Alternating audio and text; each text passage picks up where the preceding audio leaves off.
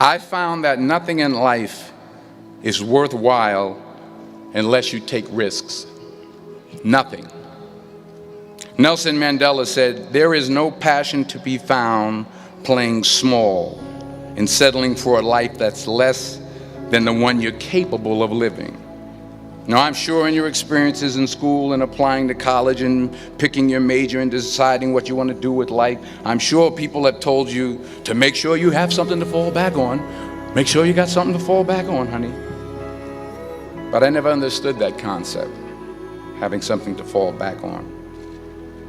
If I'm going to fall, I don't want to fall back on anything except my faith. I want to fall forward. I figure at least this way I'll see what I'm going to hit.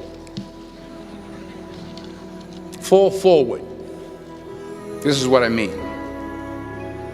Reggie Jackson struck out 2,600 times in his career, the most in the history of baseball. But you don't hear about the strikeouts. People remember the home runs. Fall forward. Thomas Edison conducted 1,000 failed experiments. Did you know that? I didn't know that.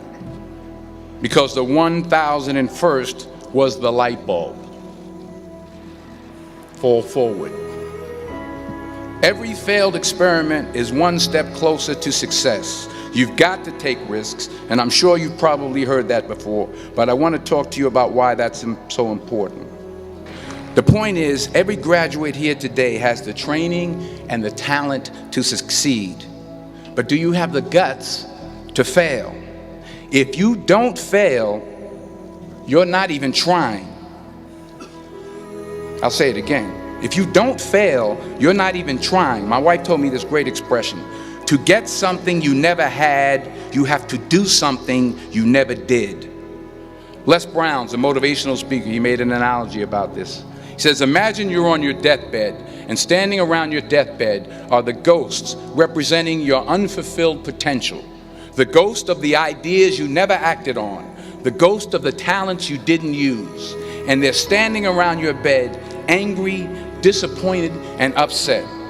They say, we came to you because you could have brought us to life, they say. And now we have to go to the grave together. So I ask you today, how many ghosts are going to be around your bed when your time comes? You've invested a lot in your education, and people have invested in you. And let me tell you, the world needs your talents, man, does it ever. So the question is, what are you going to do with what you have? I'm not talking about how much you have.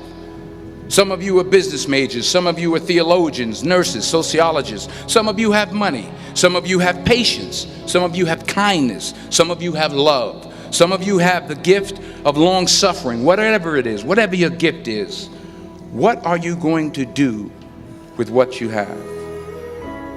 All right, now here's my last point about failure. Sometimes it's the best way to figure out where you're going. Your life will never be a straight path. You'll see what I mean about taking risk or being willing to fail. Because taking risk is not just about going for a job. It's also about knowing what you know and what you don't know. It's about being open to people and to ideas.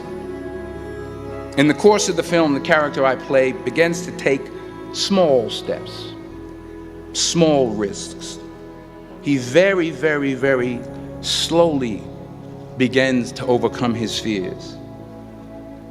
And I feel ultimately his heart becomes flooded with love. And I can't think of a better message as we send you off today. To not only take risks, but to be open to life, to accept new views, and to be open to new opinions, to be willing to speak at a commencement at one of the best universities in the country, even though you're scared stiff. While it may be frightening, it will also be rewarding.